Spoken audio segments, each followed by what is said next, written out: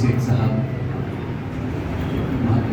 Wasim muscle साहब और dice पे बैठे हुए तमाम रिस्पेक्टेड मेहमानान हजरात और आप तमाम सामाईन किराम, अस्सलाम वालेकुम व रहमतुल्लाहि व बरकातहू।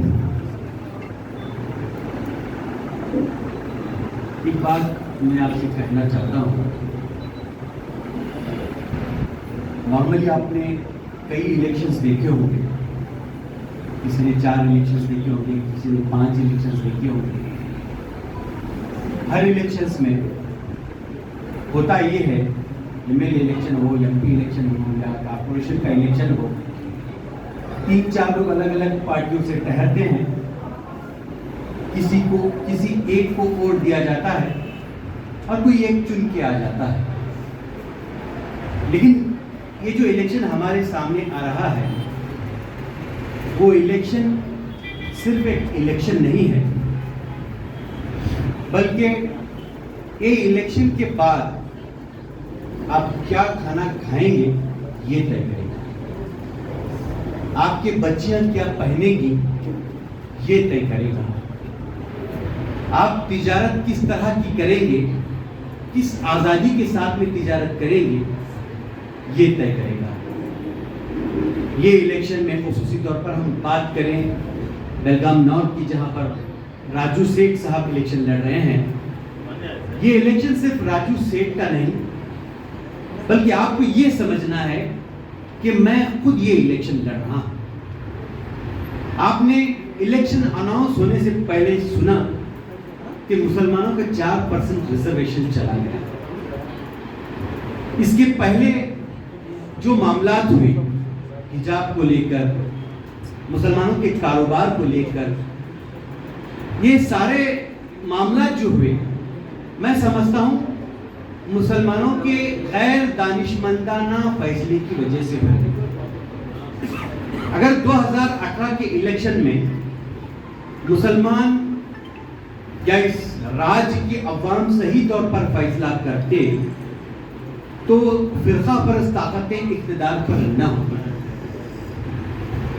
तो हमें सोचने और समझने का मामला इस बार ये होना है कि ये इलेक्शन सिर्फ एक एमएलए का इलेक्शन नहीं, बल्कि ये इलेक्शन आपकी आजादी के साथ जिंदगी गुजारने का इलेक्शन है।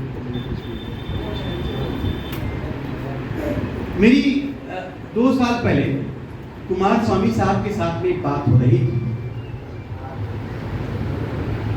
उन्होंने कहा कि भाजपा से सिर्फ मुसलमानों को तकलीफ नहीं, भाजपा से सिर्फ मुसलमानों को तकलीफ नहीं, बल्कि पूरे देश के वासियों को तकलीफ है।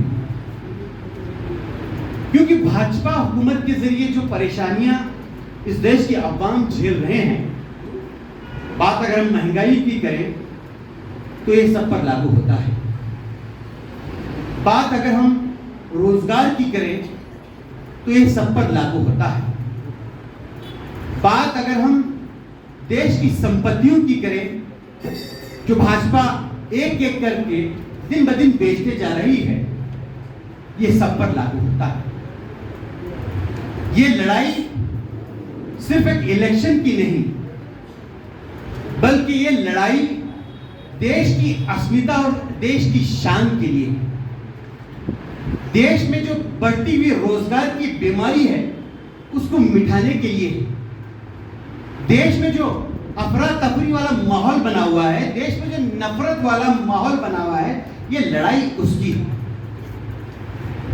भाजपा से तकलीफ सिर्फ किसी एक कौम को नहीं, बल्कि भाजपा से तकलीफ सारी अवाम को है, बिला किसी फर्क मजहब और मिल्लत के। आज मैं आपसे ये निवेदन करना चाहता हूं, यहां पर हर समाज के लोग हैं,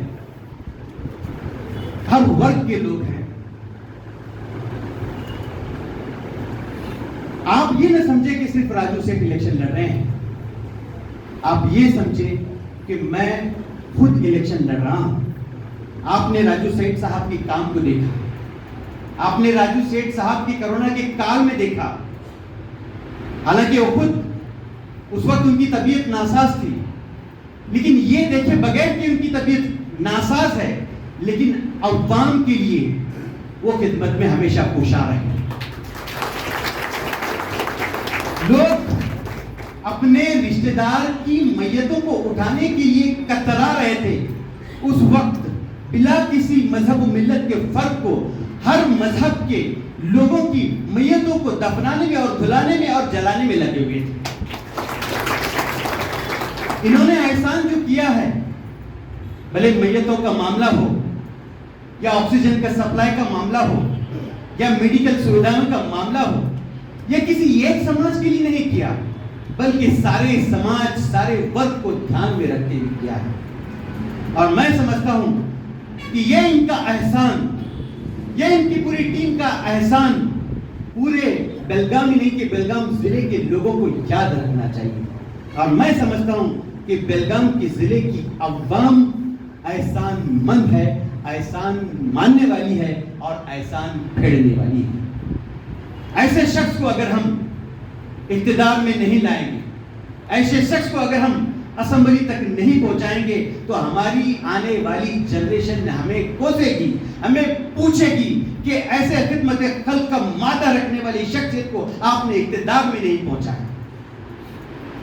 तो जरूरत इस बात की है कि ऐसी शख्सियत को इख्तिदार में पहुंचाएं, क्योंकि सियासत एक बेहतरीन खिदमत खल्क का काम है और वोट देना एक गवाही है कि इलेक्शन में जितने भी लोग बैठे हुए हैं उनमें कौन बेहतर शख्स हो सकता है जो अवाम की खिदमत कर सकता है, उसी को वोट देना है।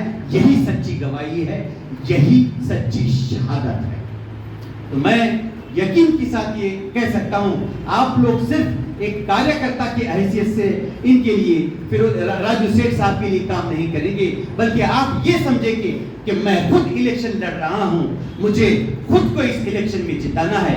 ये सोच कर आप इंशाअल्लाह राजू सेठ को भी जिताएंगे और रियासत में कांग्रेस को फिर एक बार बरसर इक़्तिदार आने का मौका देंगे। बहुत बहुत शुक्रिया। अस्सलाम वालेकुम।